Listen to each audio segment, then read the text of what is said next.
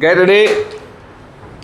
Start. Now coming back to the question of minorities, you will please find why this particular resolution has been so widely put in that it might include a religious minority as well, a linguistic minority as well, or an economic minority, as some honorable members rightly pointed out.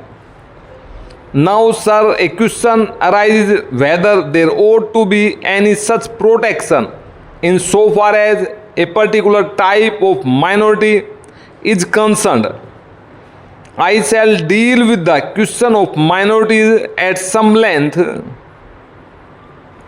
but you will please find, sir, what the honorable mover wants is that there ought to be a permanent minorities commission.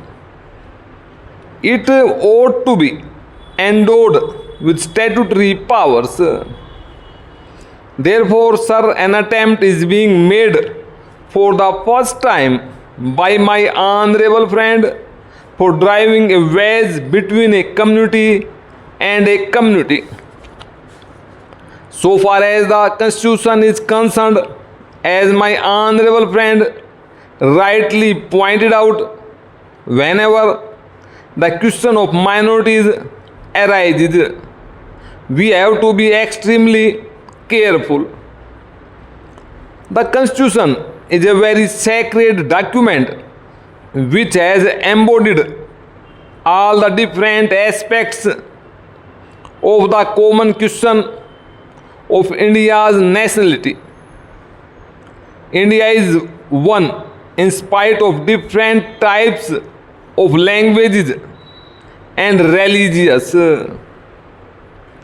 But in the midst of all these diversities, we have to develop a common nationality.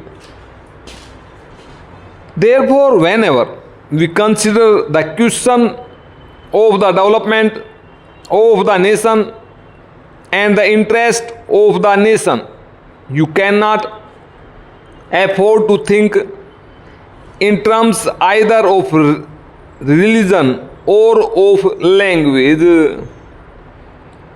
It is true, sir, that there are different religious. It is also true that there are different languages. Therefore, a question arose and the framers of the Constitution had to devise a constitution in the midst of the unity of India with certain diversities here and there. For that purpose, what they did was they devised a common nationality for the whole of India, and in so far as religious minorities were concerned, they were given certain rights. I would not go into the details regarding the provisions of the fundamental rights regarding the practice of religion.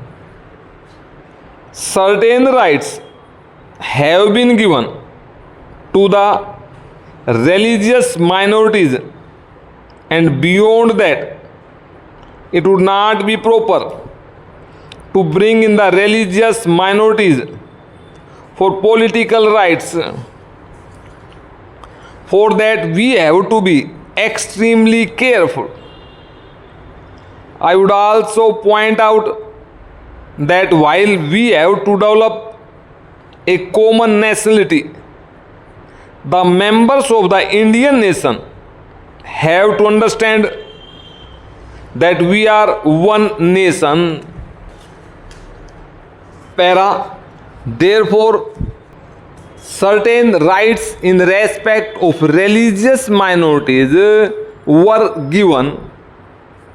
They were fundamental rights, and most of them are justiciable rights.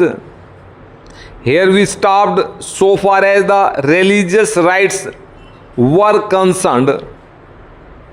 Then a question arose: what ought to be the attitude of not only the government but the society regarding the languages? It was true that there were certain interests of the regional languages. Now these languages required to be developed, but they were not meant for dividing one man from the other. So in 1956, when the states were formed to a certain extent on the basis of language, what was done was not to have a state with 100% people belonging to the regional language, because there were bound to be people belonging to different languages. That was the reason why this question was considered at great length, and the States Reorganization Commission also went into this question of linguistic minorities. It was bound to arise here and there, because they were likely to feel that the rights and safeguards given to them might or might not be properly implemented. So this question was considered first by the States Reorganization Commission, and they dealt with the question whether we should have a permanent minorities commission, and they dealt with the question whether we should have a permanent minorities commission. They went into it very carefully and shrewdly. They found out that it would not be proper to set up a permanent minorities commission, because the result, if not the actual effect, would be that a permanent wedge would be driven between one community and another community. So far as language minorities were concerned, they had a right so far as their own languages were concerned. They had also an obligation to understand the language of the majority in the particular state. It is only by thus coming together that the members of the two language groups would come together and would harmoniously develop. But it was found at the time when the States Reorganization Commission had to consider this, that some machinery should be devised for safeguarding the rights of linguistic minorities only.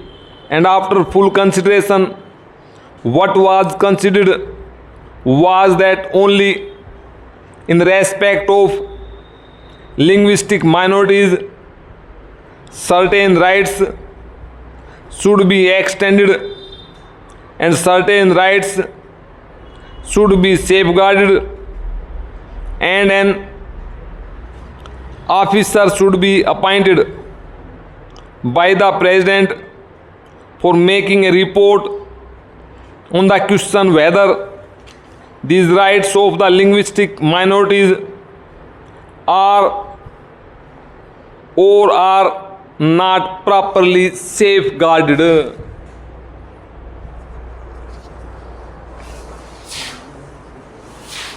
लिखो भाई।